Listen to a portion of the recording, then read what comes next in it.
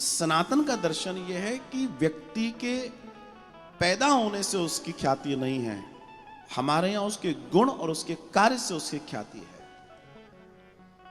सनातन में जाति का दर्शन नहीं है, सनातन में वर्ण का दर्शन है।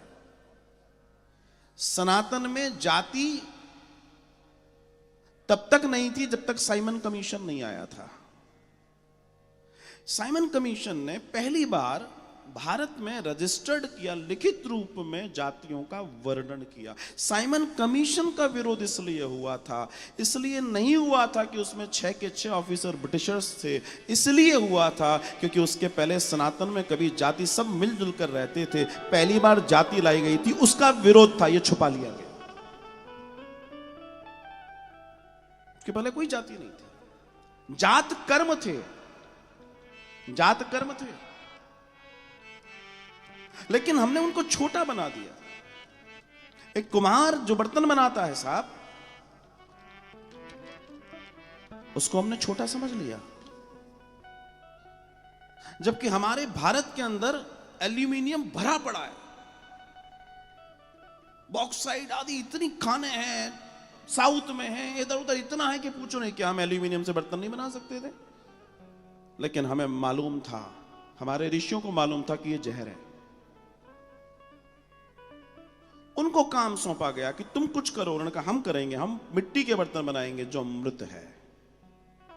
मिट्टी का घड़ा आपके घर में रखा हुआ है, आप उससे जल पीजिए, आपका पीएच बैलेंस हमेशा बराबर रहेगा, बैलेंस में रहेगा, दुनिया भर की कोई चीज लेने की जरूरत ही नहीं है। बाहर निकाल के फेंक दिया। गेहूं बिनते थे, बिनते हुए गेहूं में से अलसी ऐसे फेंक दी, अलसी ऐसे उठा के फेंक दी। क्या हुआ? घर में बीपी आ गया।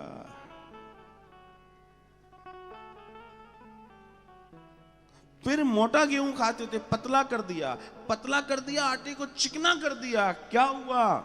कैंसर आ गया, डायबिटीज आ गई। किसके वजह से? हमारे वजह से। बढ़िया तेल पिसवा कर लाते थे, करने लगे, फिल्टर्ड के चक्कर में पड़ गए, रिफाइंड के चक्कर में पड़ गए। क्या हुआ? ब्लॉकेज आ गए, कैंसर्स आ गए, प्रॉब्लम्स आ गई। यही हुआ ना कि कुछ और हुआ है? काला और सेंधा नमक खाते थे, वो फुर्र से वाला आ गया और तुम फुर्र हो गए। सेंधा नमक द बेस्ट, आपके शरीर को संतुलित रखता है साहब। सफेद नमक जहर। लेकिन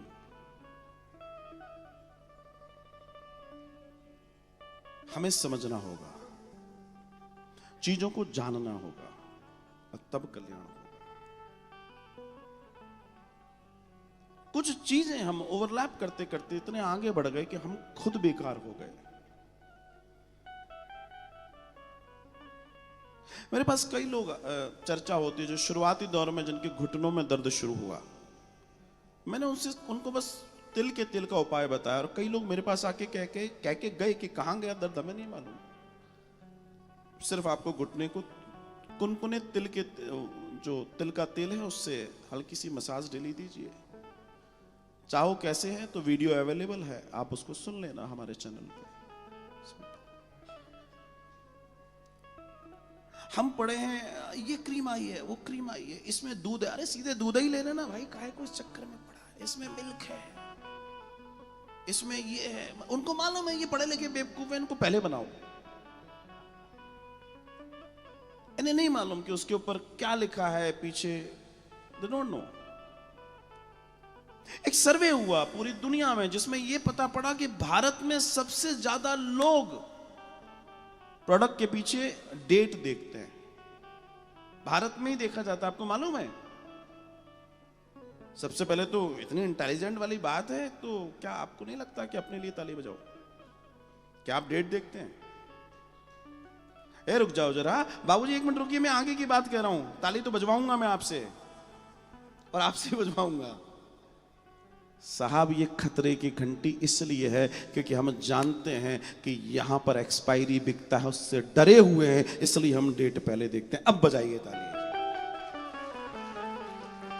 दुनिया के अन्य देशों में कंट्रोल बोर्ड इतने सख्त हैं कि वहां एक्सपायरी चीजें बिकना बमुश्किल हो जाता है। हमारे यहां होता है, इसलिए हमारी मजबूरी है कि हम देखते हैं। This is the problem. हम ठाकुर जी को भोग लगा रहे हैं, किन चीजों का लगा रहे हैं भोग? चौके चूल्हे तो उल्टे हो गए, अशुद्ध हो गए, क्या भोग लगाएंगे और क्या भोग लग पाएगा? उससे अच्छा ड्राई फ्रूट ले लीजिए, भगवान के मंदिर में रख दीजिए, निकालिए, प्रेम से पवाइए, जय जय कीजिए। चिरौंजी रख लो, किशमिश रख लो। और अगर तुम्हारी आत्मा कहती हो कि नहीं, मेरा किचन तो दुनिया का सबसे अच्छा साफ सुथरा सुचित किचन है, तो कोई इशू नहीं है, कोई इशू नहीं। आप भोग लगाइए, लगाना चाहिए, क्योंकि जहां भोग नहीं लगता भगवान को वहां विष है। अन्न में 9 दोष हैं, प्रसाद बन जाता है तो दोष समाप्त हो जाता है।